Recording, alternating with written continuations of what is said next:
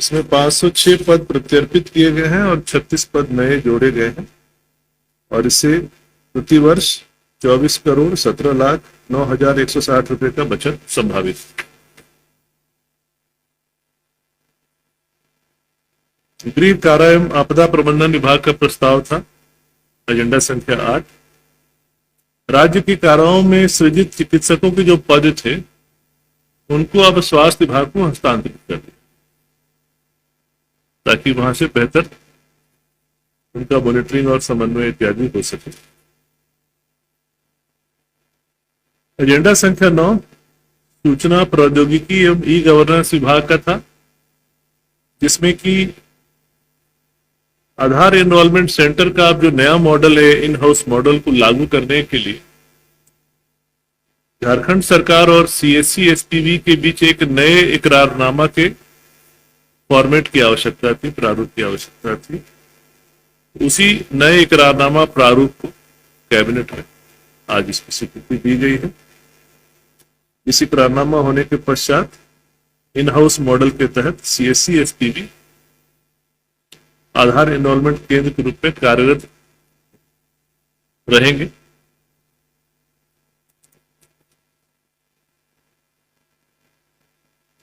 श्रम नियोजन प्रशिक्षण एवं कौशल विकास विभाग, इनके द्वारा एक अधिनियम का प्रस्ताव कैबिनेट में लाया गया है। The Jharkhand platform based gig workers registration and welfare विधेयक 2025 बिल है जो अगले विधानसभा के सत्र में इसको रखा जाएगा प्रस्ताव पारित होने के लिए। यह बिल, इसका मुख्य उद्देश्य यह है कि जो गिग वर्कर्स हैं, प्लेटफॉर्म बेस्ड गिग वर्कर्स जैसे कि जोमैटो, स्विगी, ओला, उबर में जो काम करते हैं जो कर्मी, तो उनको किसी प्रकार का अभी प्रोटेक्शन नहीं है। वह प्रोटेक्शन देने के उद्देश्य से यह कानून बनाया गया है कि उनके लिए एक परिषद का गठन किया जाएगा कल्याण। इसका नाम है झारखंड प्लेटफॉर्म आधारित गिग श्रमिक कल्याण बोर्ड। इसका गठन किया जाएगा और ये बोर्ड जो है ऐसे गिग वर्कर्स का रजिस्ट्रेशन करेगी। क्योंकि इनका सारा कार्यान्वयन ऑनलाइन मोड में होता है तो ऑनलाइन मोड में ही उनका डेटा को प्राप्त कर उस पर कार्यान्वयन करेगी, उनके प्रोटेक्शन के लिए काम करेगी, उनके लिए एक वेलफेयर फंड सृजित करेगी जिससे उनका कल्याण के लिए भी काम करे। इसी उद्देश्य से इस विधेयक को लाया जा रहा है। एजेंडा संख्या 11 तो नवनिर्मित राजकीय अभियंत्रण महाविद्यालय इंजीनियरिंग कॉलेजेस जो बोकारो और गोड्डा में नए बने हैं उनके लिए शिक्षकों और शिक्षकेतर कर्मियों के पद का सृजन किया गया है। इसमें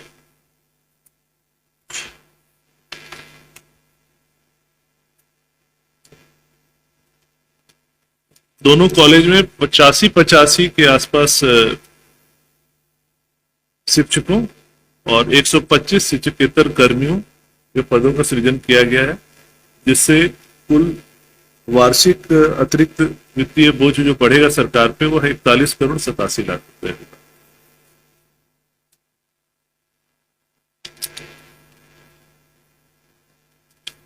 और एजेंडा संख्या 12 यह स्कूली शिक्षा एवं साक्षरता विभाग का प्रस्ताव है। इसमें राजकीय कन्या मध्य विद्यालयों के जो सहायक शिक्षिकाएं थी उससे संबंधित एक नियुक्ति की वैधता का मामला था, जो सीबीआई की जांच के पश्चात उन सभी को अनियमित नियुक्ति घोषित करते हुए इन सब पर विभागीय कार्रवाई करते हुए उन्हें हटाया गया था। बाद में वो सभी न्यायालय के आदेश से इन्हें सेवा में पुनर्स्थापित करने के लिए या जहां आवश्यक हो तो पेंशन आदि लाभ देने के लिए प्रस्ताव लाया गया है। कुल ऐसे 35 शिक्षकों का मामला है जिनके पुनर्स्थापन आदेश का प्रस्ताव है जो स्वीकृत हुआ है। इससे सरकार पर अतिरिक्त भार 30 करोड़ अनुमानित है। धन्यवाद। आज की कैबिनेट ब्रीफिंग में आप सभी मीडिया के बंधुओं का स्वागत है। आज की कैबिनेट में कुल 12 एजेंडा रखे गए थे। सबसे पहला जो विषय था वह झारखंड नगर पालिका संवेदक निबंधन नियमावली 2025 में संशोधन का प्रस्ताव था, जिसमें उनके संवेदक के निबंधन में झारखंड राज्य के अंतर्गत जीएसटी रजिस्ट्रेशन सर्टिफिकेट को इसमें मस्ट किया गया है, उसको ऐड किया गया है इसके अंतर्गत। नगर विकास एवं आवास विभाग का प्रस्ताव था। जीएसटी रजिस्ट्रेशन झारखंड राज्य का होना चाहिए किसी भी संवेदक का। इस बिंदु को इसमें स्थापित किया गया है संवेदक के निबंधक नियमावली में। तो ये आवश्यक होगा कि आपके पास झारखंड राज्य का जीएसटी सर्टिफिकेट होना चाहिए, तभी आप यहाँ के संवेदक निबंधन में भाग ले सकते हैं नगर विकास विभाग आवास के अंतर्गत। प्रस्ताव संख्या 2 पथ निर्माण विभाग का था। पाकुड़ बरहरवा मुख्य पथ से पाली गगन पहाड़ी पश्चिम बंगाल बॉर्डर भाया कुसमा फाटक पथ कुल लंबाई 6.63 किलोमीटर का प्रस्ताव था, जिसकी कुल लागत 40,39,98,300 रुपए मात्र है। तो यह एक सड़क का प्रस्ताव था जो पारित हुआ। तीसरा प्रस्ताव जल संसाधन विभाग का था। इसके अंतर्गत पूर्व में जो निर्गत है एक संकल्प, जिसके तहत जलदर की अधिसूचना निर्गत की गई थी, उसमें कुछ त्रुटियां थी, उसको सुधार करने के लिए एक संशोधन का प्रस्ताव था, जिसको पारित कर दिया गया।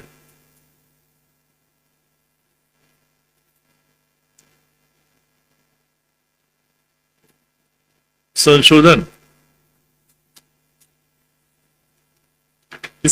इसमें जो है, जो जलदर के जो अधिसूचना निकाली गई थी, वर्षवार निकाली गई थी, किस वित्तीय वर्ष में क्या जलदर रहेगा, उसमें त्रुटिवश कुछ वर्ष छूट गए थे। बस उन वर्षों को जोड़ा गया है। छोटा सा एक त्रुटि सुधार है, क्योंकि गत संकल्प भी कैबिनेट से पारित था, इसको सुधार करने की शक्ति भी कैबिनेट में ही निहित है, इसीलिए इसे कैबिनेट में लाया गया और उसको सुधार कर लिया गया। चौथा प्रस्ताव खान एवं भूतत्व विभाग का है, जिसके तहत जेएसएमडीसी के अध्यक्ष के रूप में, पदेन अध्यक्ष के रूप में सचिव खान एवं भूतत्व विभाग को और पदेन प्रबंध निदेशक के रूप में निदेशक खान झारखंड को नामित करने की घटनोत्तर स्वीकृति दी गई।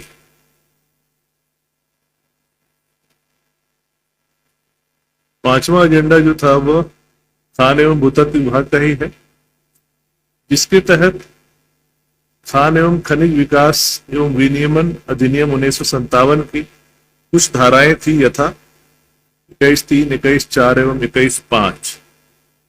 इसमें जो शक्तियां हैं वह प्रत्यायोजित की गई हैं, निदेशक खान को भी, अपर निदेशक खान को भी, उप निदेशक खान को भी और जिला एवं सहायक खनन पदाधिकारियों को भी अपने अपने क्षेत्र के अनुसार, जो पहले नहीं थी उसको प्रत्यायोजित कर दी गई है, ताकि वो भी इस पर इन शक्तियों का प्रयोग करते हुए कार्रवाई कर सके।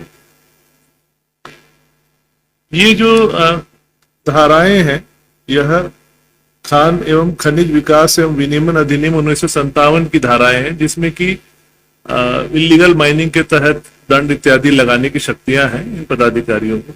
तो पहले यह राज्य सरकार में निहित था, तो राज्य सरकार ने इसे प्रत्यायोजित करके विभिन्न स्तर के पदाधिकारियों को प्रत्यायोजित कर दिया है, ताकि कार्यहित में काम सुविधाजनक हो सके।